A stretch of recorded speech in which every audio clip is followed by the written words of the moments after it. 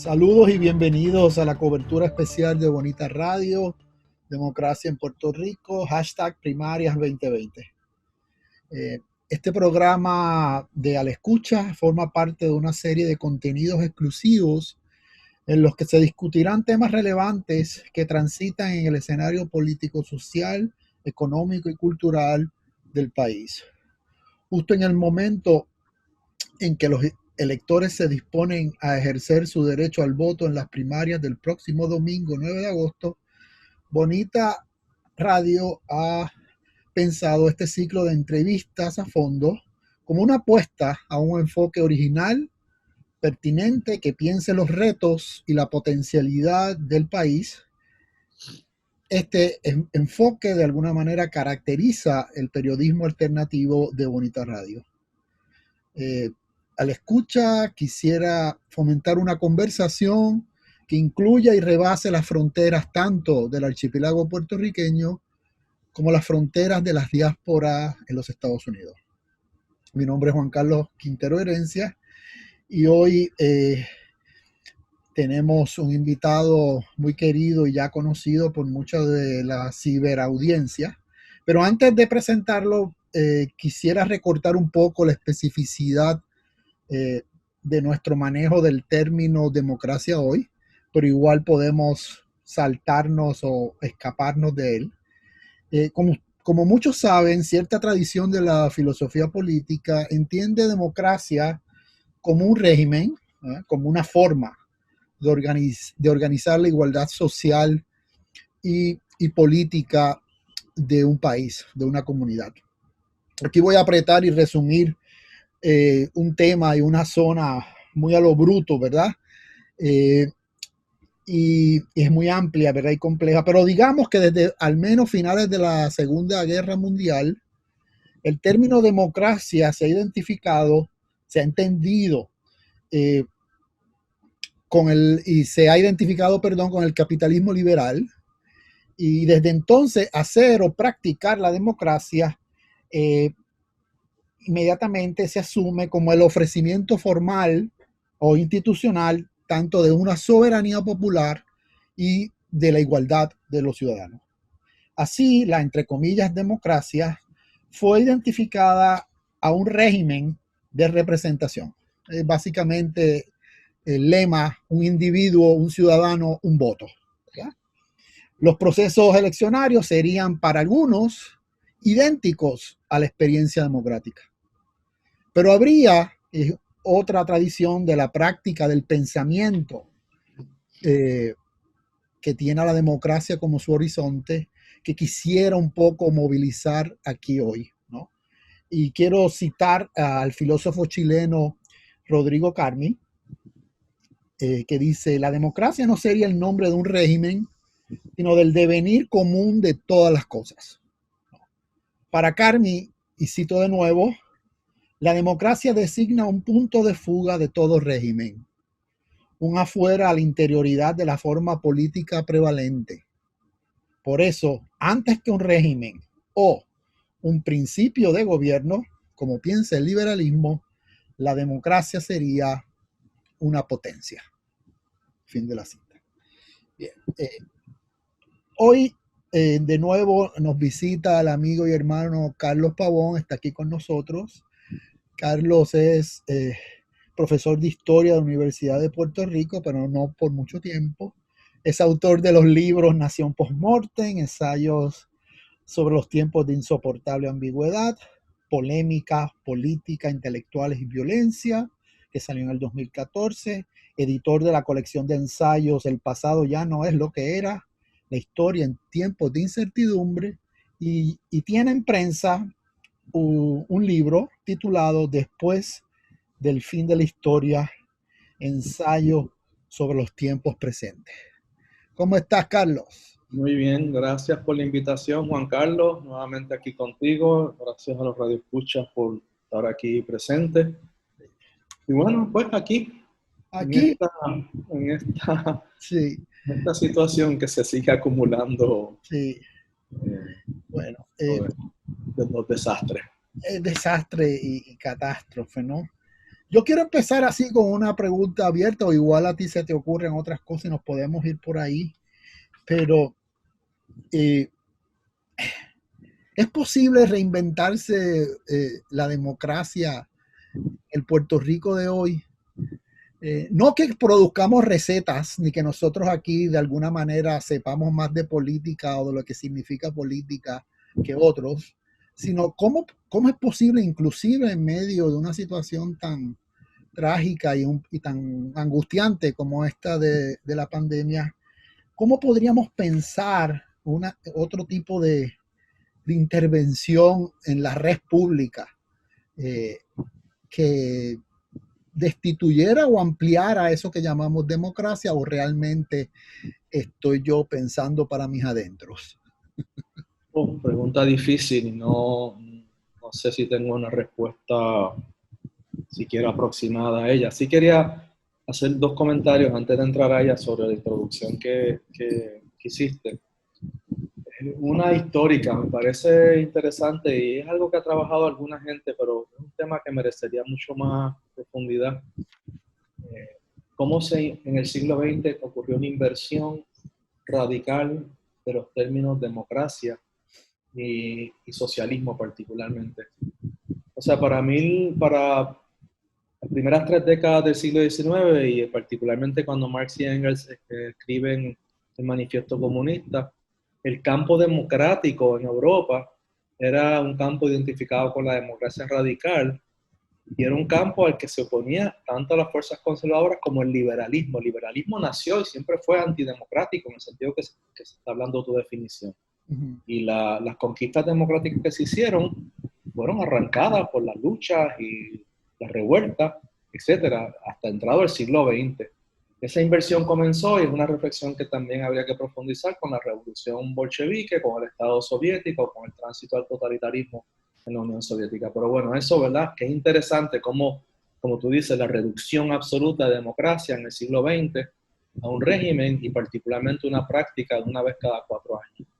Lo segundo que me pareció interesante que la definición que leíste de democracia como momento de fuga se parece mucho a lo que planteó el teórico político Sheldon Woolley, que murió en el 2015, que tiene un libro que se llama Democracia Fugitiva, Fugitive Democracy, que también es esa, la democracia siempre es un momento fugitivo, y que luego al constituirse el régimen, lo que se constituya, pues ahí ya en lo que llama el momento democrático cesa y se pasa a otro momento democrático.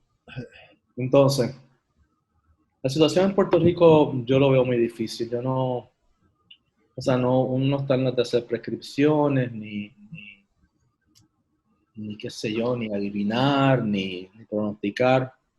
Pero sí, aquí ha habido un profundo achatamiento del imaginario democrático, del espacio democrático, siquiera institucional, siquiera como régimen. El problema aquí es que siquiera como régimen democrático liberal, con unas supuestas garantías y unas supuestas libertades, eso aquí no está funcionando para nada. Entonces, está difícil vislumbrar en este contexto una crisis tan profunda del país, global, climática, epidemiológica. Aquí estamos atravesados por terremotos desde hace un tiempo, por la pandemia, por los efectos todavía de María. Hoy acaban de anunciar un aviso de tormenta tropical. Entonces, en todo eso, ¿cómo se asume este asunto de la democracia? Vuelvo y te repito, siquiera como un momento representativo. Entonces, hay unos esfuerzos. Yo no es que lo haya estudiado en detenimiento, no estoy involucrado en ello, pero está el momento de ahora de los partidos y la podredumbre general de lo que se constituye como campaña política en Puerto Rico en general. Y están unos movimientos, unas iniciativas, algunas comenzaron después de María, otras después del verano del 19 con la destitución de Ricky Rosselló, que son autónomas del Estado, autónomas de los partidos, Algunas empezaron como iniciativas de autoayuda, después del huracán María, instancias de lo que ellos llaman autogestión comunitaria, comedores sociales, involucrado Giovanni Roberto, las asambleas de pueblo, que también fue un momento que se derivó ya cuando renunció Ricky y se le pretendió dar seguimiento a ese movimiento masivo. Disculpa que te interrumpa, también recuerdo que en ese momento de las asambleas de pueblo, el amigo Pablo Benson hacía una suerte de llamadas que vinculaba a ciudadanos, ¿verdad?, puertorriqueños que vivimos en los Estados Unidos un poco a partir de su experiencia en el Occupy Wall Street, ¿no? O sea, eran instancias de deliberación, ¿verdad? Porque de Y discusión. ya desde un momento en que había pasado la movilización masiva, yo creo que aquí no se ha registrado bien lo excepcional que fue ese movimiento, lo poco probable que se repita.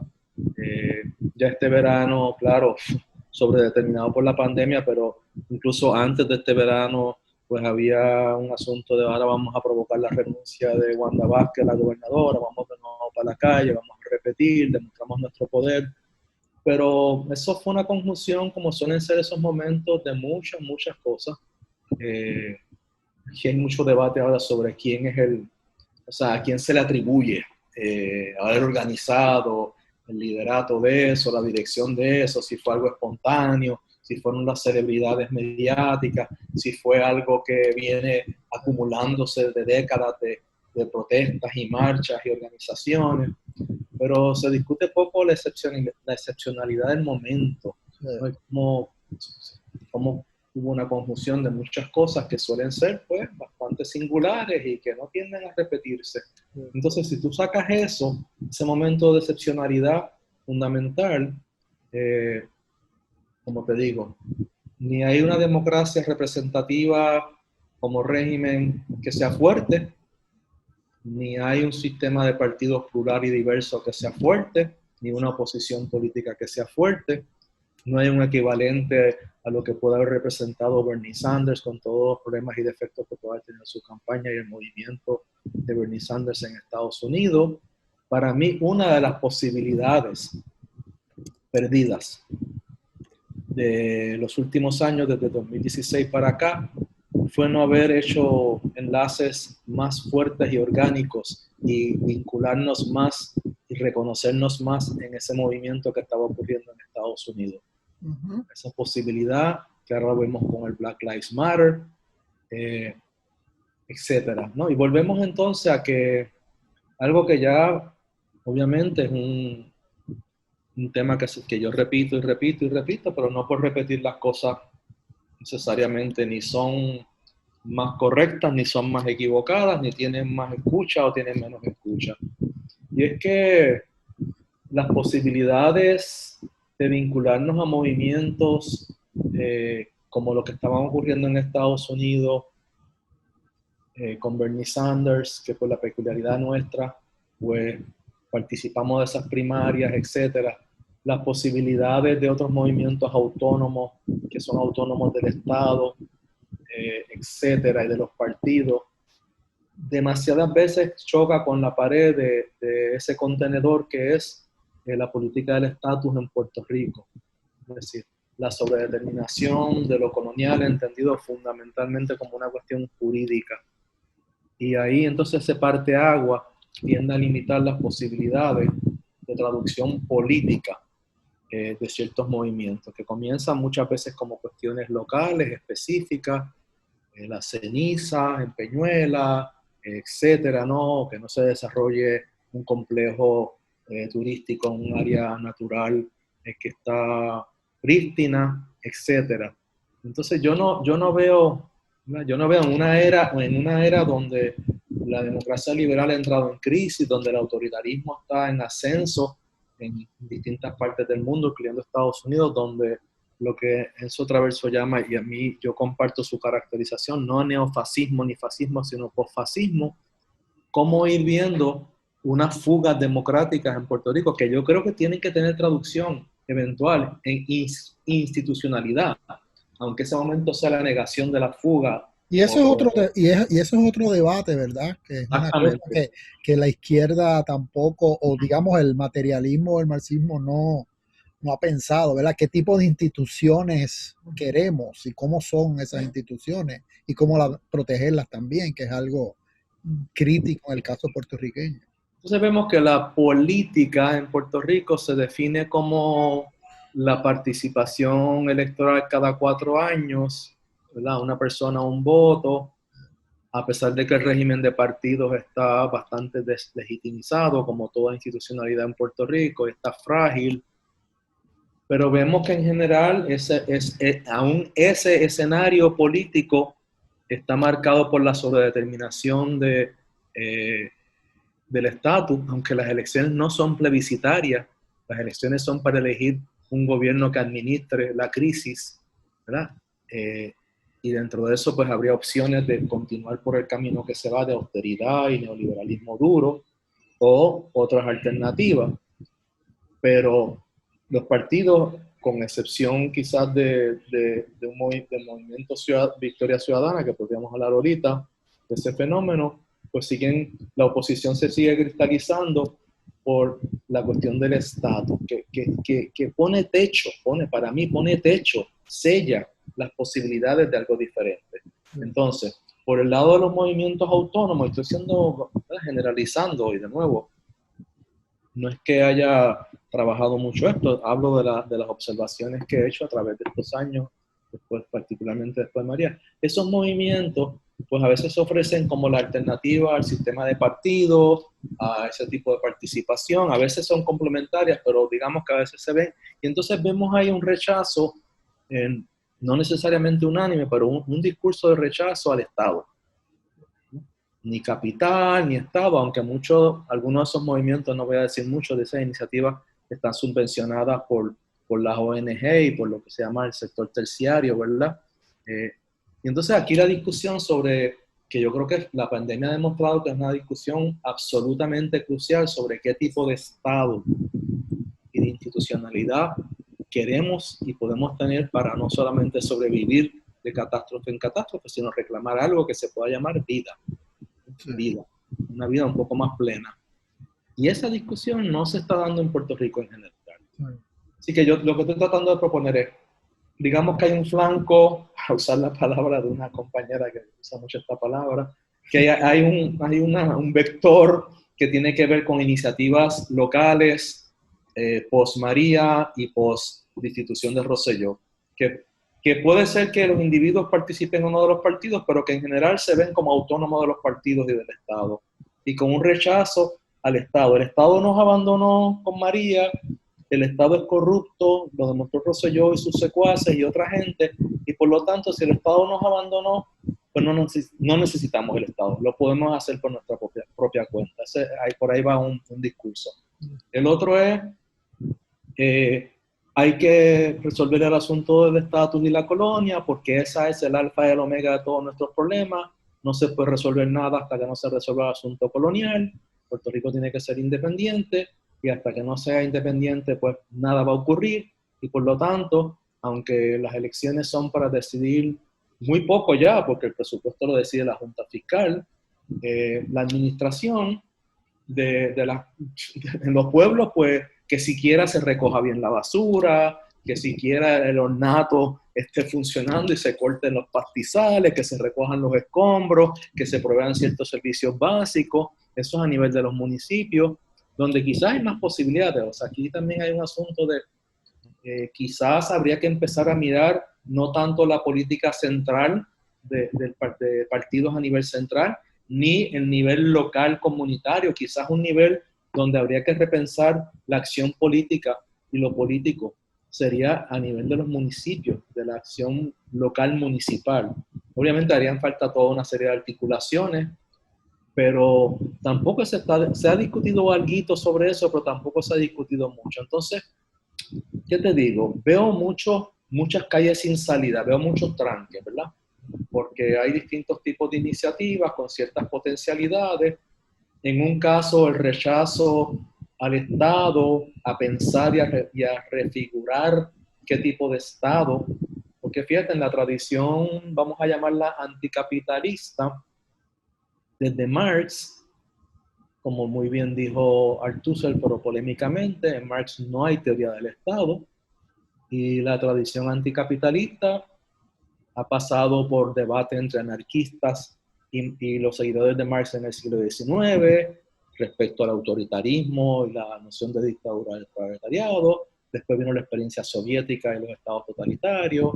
Después vino, digamos, la tradición del welfare y el estado keynesiano, que entró en crisis. Si tú haces un recorrido sobre las posibilidades de estados que no fueran estados liberales democráticos al servicio de del capitalismo mercado, te das cuenta que tanto teóricamente como políticamente ha habido otros impases. El momento más fecundo quizás de esa discusión se dio en la década de los 80, finales de los 70, principios de los 80, cuando Ulanzas y Althusser y toda una serie de teóricos comenzaron en lo que se llamó la crisis del marxismo a replantearse el papel del Estado, y con el ascenso del neoliberalismo el debate del Estado desapareció. Y entonces ahí tenemos puntos ciegos. Es decir, yo te puedo identificar más claramente los puntos ciegos o los límites para transitar a otras cosas que los momentos de fuga. Es decir, yo pienso que el momento en que estamos requeriría como hilar fino sobre esta identificación de cuáles son los bloqueos que estamos viendo. Y entonces, claro, ciertos momentos de ciertas posibilidades, pero sobredeterminadas por estos bloqueos. Eh, yo quería también que habláramos un poco eh, del efecto que tuvo, yo la voy a llamar revuelta, ¿verdad? Porque no la quiero precisar que el verano del 19 yo lo pienso como una revuelta. De hecho, estoy pensando y escribiendo sobre las imágenes, el imaginario de ese momento.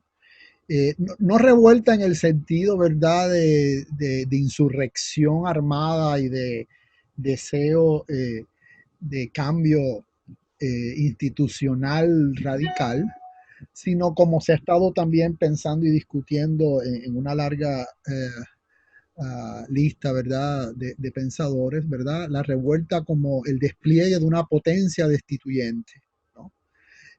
Que lanza de fuera de sí a dicho orden y lo expone, digamos, a su fragilidad. Y es interesante que a mí me pareció que porque la revuelta del verano del 19, ¿verdad? El Ricky renuncia, está enlazada con una serie, si la pensáramos eh, planetariamente, está enlazada a otra serie de revueltas que tienen otro horizonte, digamos, yo diría más existencial que meramente político en el sentido de adquirir presencia o dominación de espacios e instituciones, eh, sino como también ese poder destituyente como una suerte en el caso puertorriqueño, de la refuncionalización de las fiestas y porque fue también, es muy interesante el regreso de imágenes de nuestro archivo histórico en el momento de la revuelta, pero también un deseo como de darle un detente, ponerle un freno, ¿verdad? A una suerte de transgresión imposible que en realidad yo lo que creo que lo que marca muy singularmente la revuelta fue el insulto a los muertos, ¿verdad? Fue el insulto a los muertos. ¿Cuán real hubiese sido ese verano de 19 si no, no apareciera en el chat el insulto y la burla a los muertos, ¿no? Entonces, eh, a mí, yo quería pensar esto porque inmediatamente yo me puse a leer los trabajos que se generaron a partir de esto y lo sorprendente que era, lo sorprendente de esto, y creo que también hay por ahí un simposio, una serie de conferencias, es que inmediatamente la revuelta o el verano del 2019 fue denominada como el preámbulo de un proceso revolucionario y hubo una serie de fantasías de todo tipo que se escribieron ensayos y artículos. Y yo creo que todavía no hemos visto el caudal eh, eh, de trabajos y de actividades que eso generó, en realidad celebratorias y no reflexivas sobre esto, ¿no? No sé si estás al tanto de eso, si te fijaste en eso o estoy yo realmente hablando solo. No, yo creo que sí, yo creo que yo comparto que quizás el momento catalítico de una combinación de muchas cosas fue la cuestión de los muertos. Yo lo que he visto es, claro, depende de donde uno mira, ¿verdad? Donde uno está leyendo, Sí, que son universos a veces muy restringidos. demasiado. Exacto. Ha habido y hay una, sí, ha habido una, digamos, unos reclamos exagerados sobre hiperbólicos, si quieres, dentro de la euforia, sobre el alcance y la durabilidad de este asunto. Pero también entre lo que se puede denominar cada vez más difícilmente eso que se llama la izquierda, un problema de autoría, un problema de quién estuvo detrás de eso. Entonces, una suerte de molestia cuando se plantea el papel de Ricky Martin y de otros artistas o de celebridades o de Molusco. Una serie de molestias cuando se plantea que fue espontáneo, que quiere decir muchas cosas, Sí, que eso es no reconocer la tradición, que yo no digo que eso no tenga nada que ver, o sea, pero esa línea de causalidad directa entre todas las décadas de un pequeño grupo de gente ahí fajado, protestando contra esto, contra lo otro, haciendo piquetes, haciendo marchas, que es una falta de respeto, entonces no reconocer que eso es el desenlace, una causalidad lineal ahí que se organiza. Hay unas narrativas que yo también he tenido una reflexión, una actividad que fui invitado que después no terminé no yendo, y lo que quería trabajar era un poco las narrativas que hubo sobre eso, ¿verdad? Pero yo creo que sí, que uno podría de manera generosa decir que este movimiento se inserta en lo que, con todas las diferencias que le tengo al análisis de ellos, Negri y Hart llaman los movimientos horizontales democráticos que se estaban dando en distintas partes del mundo, desde Egipto hasta Estados Unidos, o sea, es decir, movimientos que no tienen organizaciones centralizadas y verticales poderosas que las están convocando, movimientos que no tienen liderato o portavoces reconocidos, ¿ya? Que se da la horizontalidad, la diversidad de mensajes y de actores, y eso es algo que viene ocurriendo. Bueno, mira Black Lives Matter, yo vi una entrevista en televisión de alguien que decía, ¿qué van a hacer? ¿A quién van a buscar? ¿A quién van a arrestar? ¿Quién es el portavoz de Black Lives Matter? O sea, hay una cuestión, hay una gente a nivel local, pero no estamos hablando de una organización centralizada, vertical, con el secretario de esto y la secretaria de aquello, y el secretario de información y el secretario general. Es otro modelo, más difuso, eh, interesante. Entonces, yo creo que sí, que uno podría plantear que ese movimiento asumió ciertas características parecidas a Occupy, a, a la plaza en Egipto, a la plaza en Grecia, a los indignados inicialmente en España, con las diferencias pertinentes que hay en cada caso.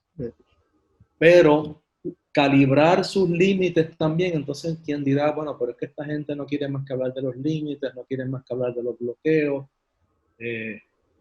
Sí, pero por ejemplo, en esa complejidad yo vi sectores que, o sea, si tú pones a marchar en el Expreso de las Américas 500,000 de personas o 1 millón de personas, con todo el respeto, ¿verdad? A quien piensa que eso es la víspera de la revolución, ahí hay miles de PNP, miles de populares, miles de sectores medios conservadores en otras cosas. Es decir, la consigna de Ricky renuncia eh, fue el punto fuerte y el flanco débil, ambas cosas de esa convocatoria, porque Ricky renuncia podía aglomerar a toda una serie de gente, creyentes, no creyentes, los que apoyan el aborto, los que están contra el aborto, feministas, antifeministas, es decir, toda esa heterogeneidad por esa singularidad de esa demanda en general. Y a la misma vez, si no reconocemos que ese movimiento estaba constituido por todas esas capas de gente que no participan de ese tipo de práctica política, que no iban nunca, ni han ido a marchas, ni a piquetes. Entonces ahí el independentismo, si se quiere, la izquierda, como se le quiera llamar, si es que es lo mismo, ahí es que viene ese intento de colonizar, instrumentalizar, que esto fue en función de la descolonización, que esto fue el preámbulo de la revolución, en vez de ver todos los matices problemáticos, ¿verdad? Y todo lo que lo hizo singular, lo que lo hizo tan y tan masivo, lo que lo hizo sin precedentes, pero entonces, ¿qué posibilidad había de cuajar eso en otra cosa? Por ejemplo, ¿por qué eso nos... Mucha gente decía que se dio el verano del 19 bajo la consigna de Ricky, vete y llévate a la Junta. Yo creo que no, ahí está la Junta, o sea, Ricky se fue y ahí está la Junta, eso no era la demanda. No. Ricky esto, o sea, la coletilla que se añadía, Ricky vete y llévate la deuda, Ricky vete y llévate la Junta, como si esa, por usar el lenguaje de Negri y Hart con sus problemas, pues si esa multitud, si esa masa estuviera convocada en torno a esa misma noción, ¿verdad? Ricky vete y llévate la colonia. No, era Ricky vete, era Ricky renuncia. Ese fue el detonante, el aglutinante, lo que lo hizo extraordinario y su límite. ¿Por qué no se ha podido articular momentos similares, no iguales, en torno a 3 o 4 cosas que sean reformas en Puerto Rico? La deuda y su auditoría, las políticas de austeridad. ¿Por qué no una cuestión mínima con 3 puntos sobre Puerto Rico no logra esa convocatoria? Una cosa, Eso es lo que yo pienso que en parte eso es lo que hay que pensar. ¿Por qué cuestiones más estructurales de la crisis en Puerto Rico, que aparentemente habría apoyo, no logran constituirse en un momento de democracia fugitiva, o esa fuga, o ese momento que destituyente? O eso es lo que, digamos, eso que logró la revuelta es lo que siempre se propuso. O sea, nunca más nada, precisamente. Ese es el punto. En un mundo político donde Es el ya punto. ningún grupo tiene legitimidad, eso también, y esto Alberto Moreira también lo ha pensado, ¿verdad? En una entrevista extraordinaria que se llama Felicidad Infrapolítica. Dice, como nadie tiene mayor legitimidad, nadie ya es más que nadie. Entonces, no sé, más allá de los lenguajes que utilizaban o los imaginarios que utilizaban algunas figuras, ¿verdad? De la resistencia, pero de la resistencia, de la oposición, a mí lo que, y la imagen esa, qué sé yo, del grupo, sobre todo de gente joven frente a la fortaleza, a mí lo que me parecía era como un ajuste, no un ajuste de cuenta, era una suerte de ceremonia también de duelo y del duelo nuestro, que siempre ha sido un duelo festivo, ¿verdad? De Palés decía canciones festivas. Exacto, canciones festivas para ser lloradas, ¿no? Esa bandera negra y blanca, vaciada de su colorido. Es también el basta ya de un pueblo que se supo solo y abandonado después de los huracanes. Una gran catarsis post María. Ya la idea de un nosotros articulado desde algún lugar político partidista convencional no tenía... Incluso respecto al estatus, de nuevo, vamos, o sea, esto no era ninguna señal de descolonización ni el inicio de un movimiento hacia nada, es decir, fue eso, logró lo que se propuso, sorprendió a todo el mundo, porque el que no diga que fue sorprendido por la masividad de lo que convirtió eso, pues miente, ¿verdad? Es como los que dicen, sí, cuando se cayó la Unión Soviética estaba clarísimo, lo habíamos visto ya 10 años antes que iba a colapsar, y de esa manera, de un día para otro, y sin guerra y sin armas nucleares, pues no, y esto empezó como empezaban todas las cosas, pero además, hubo un momento ahí de estallido, ¿no? Quizás porque yo estoy lejos o estoy tan cerca de Washington, D.C., pero yo no quiero calificarlo, pero esta incomodidad, porque los líderes, que es una palabra también que hay que agarrar con mucho cuidado, ¿verdad? Que los líderes o las figuras al frente, sean traperos, reggaetoneros, cantantes, performers, también le está hablando a una tradición, vamos a decirlo, una tradición existencial y vivencial que realmente ha creado el país, el verdadero país, ¿verdad?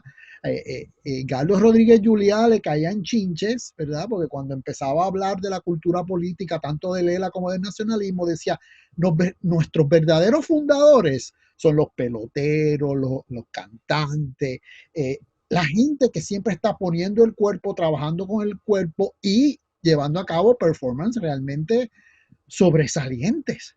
Entonces, yo no sé si es envidia, yo no sé si es simplemente que ya no hay un lenguaje para pensar esto, ¿verdad?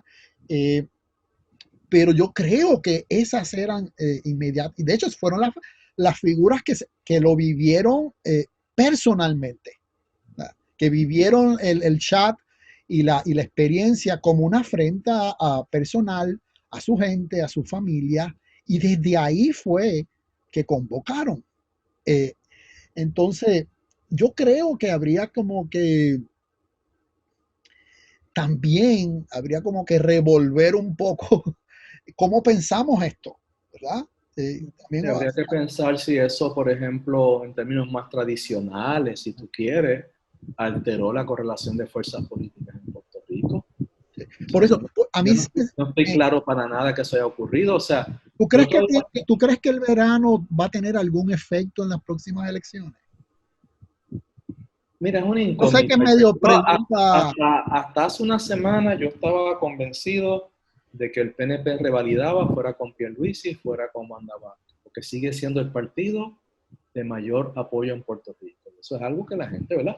Hay mucho énfasis en que enmendaron el código electoral, se quieren robar las elecciones, pero es que el PNP no se tiene que robar las elecciones. Quizás se la quieren robar y son unos corruptos definitivamente, y son unos pillos, pero el PNP no tiene que robarse las elecciones. El PNP puede ganar las elecciones porque tiene más votos y más apoyo que el Sí, Partido Popular zombie moribundo, que el Partido Independentista, que aunque tenga un candidato que es un individuo muy competente y muy serio, Juan Dalmau, es el partido independentista que no tiene apoyo, la independencia, etcétera. Vamos por ahí, ¿verdad? Entonces, Yulín, que está atrapada en el Partido Popular, que ha ido a rescatar a Muñoz Marín, que los jóvenes no saben quién es, y la Pava y la Montaña, como alternativa de futuro. O sea, se entrampó ahí en el Partido Popular. Entonces, pasa que los escándalos de corrupción han sido muy duros en estas últimas semanas, pero yo todavía pienso sí. que el PNP puede ganar las elecciones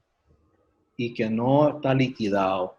Y si eso es así, porque sigue habiendo como tú llamas, un ethos conservador en Puerto Rico y un tanto autoritario, si eso es así porque la oposición no logra articularse como oposición, porque no hay alternativa, etcétera, pues entonces hay que pensar cuál fue el impacto. O sea, el impacto fue un momento celebratorio y quizás el impacto hasta ahora, ha sido una valoración exagerada del impacto. O sea, yo creo que el impacto ha sido una valoración exagerada del impacto, el impacto ha sido una sobrevaloración de lo que significó, más allá de un momento Creo que eso que tú dices, sí. extraordinario, pero que no se traduce necesariamente ni en institucionalidad, ni en cambio político, ni siquiera en el régimen de No, porque partido. yo creo que esa sobrevalorización es una fantasía hegemónica. Es una Exactamente. fantasía hegemónica que alguien quiere calcular y jalar eso para su Eso es lo lado. que ha prevalecido hasta ahora, es lo que ha prevalecido. Eh, Está bien, uno puede entender la gente que, ¿verdad?, que se sabe minoría por tanto tiempo, de momento somos más y no tenemos miedo, pero somos más no porque ha habido una transformación de lo que ellos llaman la ideología política o la conciencia política en los términos que entienden eso, que es los términos del estatus, sino somos más y no tenemos miedo porque una cuestión muy particular hizo que todo eso que estaba ahí contenido literalmente estallara. O sea, ese abandono, esa precariedad, lo que pasamos y la burla a los muertos. Pero pensar que eso se ha traducido en algo permanente o en una posibilidad de Y cambio. tiene que traducirse también. No, por eso, pero pensar que lo ha hecho Sí, es una fantasía. Y luego es pensar que tendría que hacerlo es otro problema, sí. porque esos momentos son lo que son. Y es difícil, o sea, probablemente quien escuche esto y participa de lo que estamos llevando una fantasía política, pues no sé qué dirán sobre lo que estamos diciendo, pero no le va a caer simpático porque estamos faltando el respeto a los que se han sacrificado, a los que han luchado, a los que estuvieron allí de frente.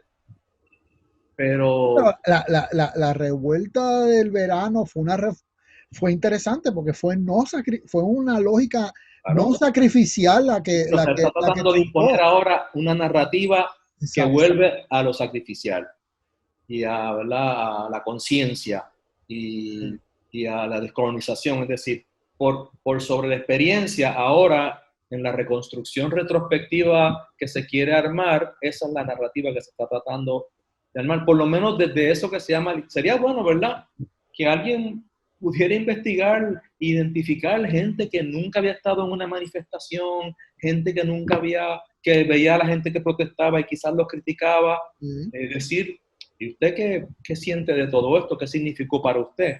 Porque fíjate que otra cosa que se dio en el momento era gente diciendo, y gente del mundo académico intelectual, finalmente el pueblo despertó.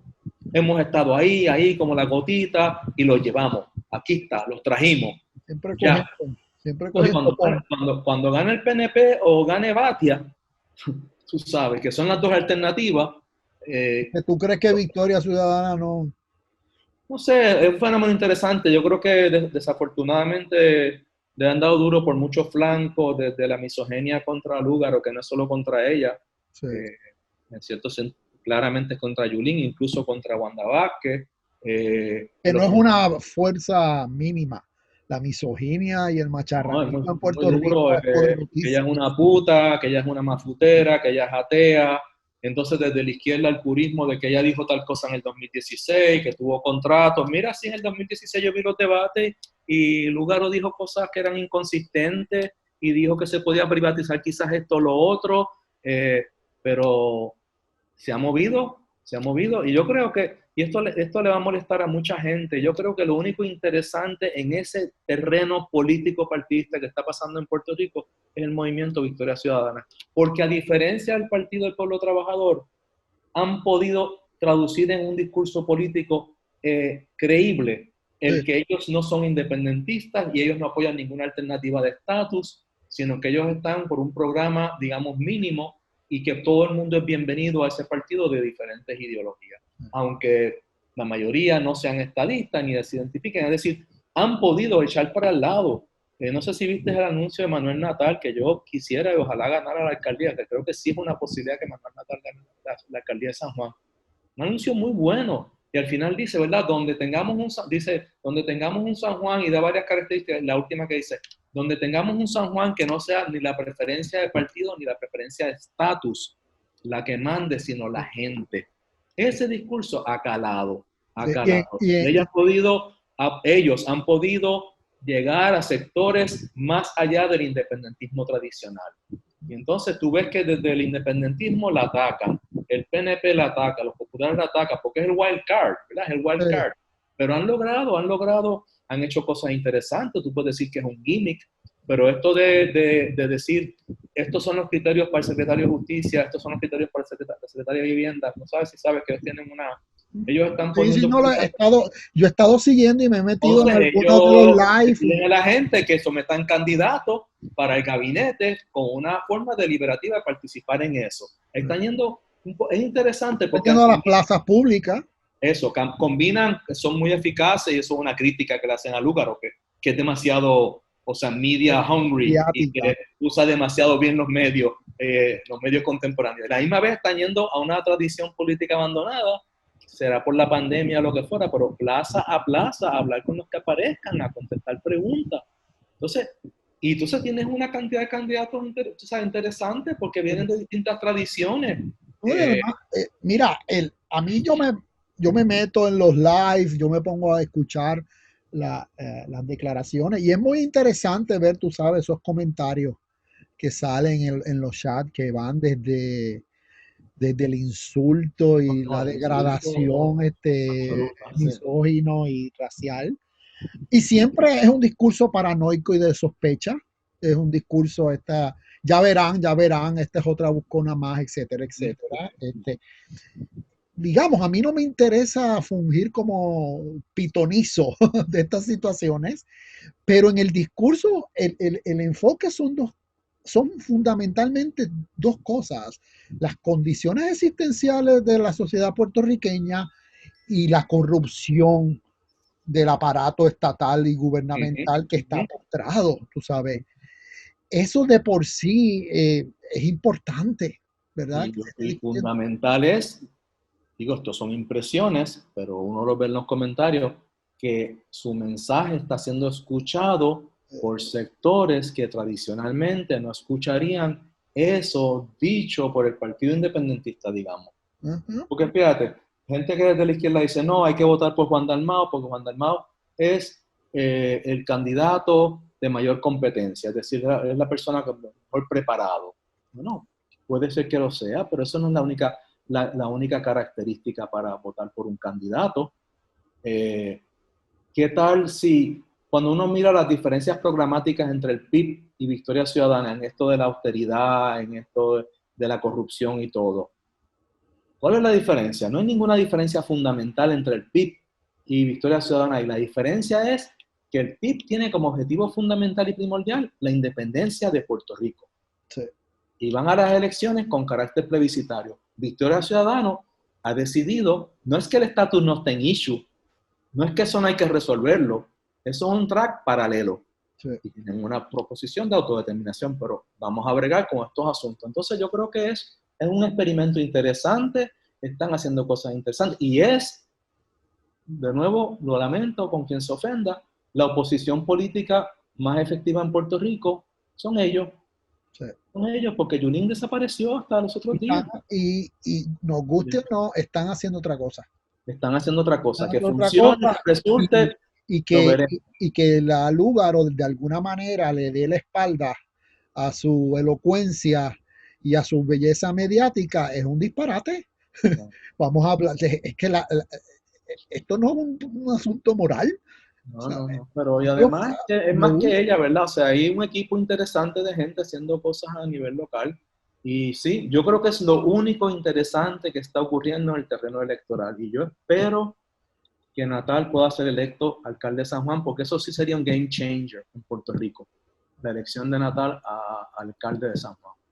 Bueno, Carlos. La única esperanza pequeñita que en este momento se puede dar en ese terreno, para mí. Sí, no, tú sabes que yo también cuando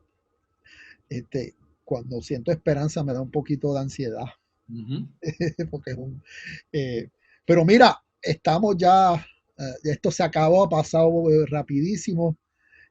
Muchas gracias, mi hermano, a ti por que sigas bien, que sigas bien. Vamos a seguir con esto ahí pensando y discutiendo. Sí. Así que un abrazo y igual. Que todo siga bien, y ya eventualmente nos podamos, no sé cuándo, pero después del 2021 que nos podamos ver y abrazar. Sí, señor. Bueno, papá, te quiero mucho. Igual, un abrazo de la familia, cuídate mucho.